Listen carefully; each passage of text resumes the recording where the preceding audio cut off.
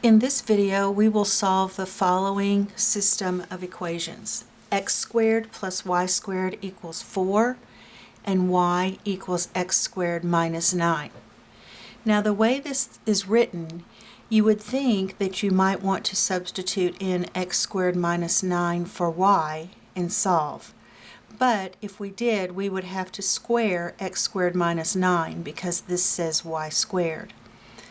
I think an easier way to do this would be to solve this equation for x squared. And if I do that, I have x squared equals y plus 9. And then I can substitute in my y plus 9 in for x squared in the first equation. And that gives me y plus 9 plus y squared equals 4. That's a quadratic equation because of the y squared.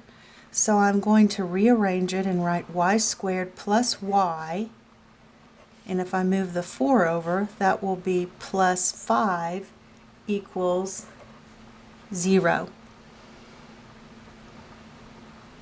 Now, if I try to solve this equation, I would have to use the quadratic formula because we cannot find two numbers that multiply to be 5 and add to be 1. So I'm going to say y equals negative b, negative 1, plus or minus the square root of b squared, 1 squared, minus 4 times a, which is 1, times c, which is 5. Over 2 times a.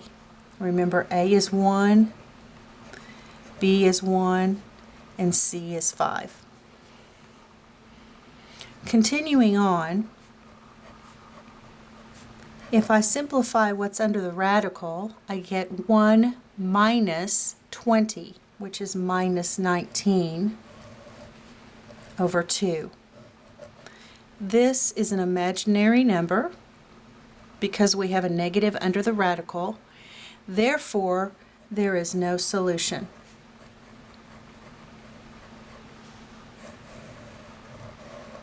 That means the graph of this equation, which is a circle, and this equation, which is a parabola, do not have any points in common.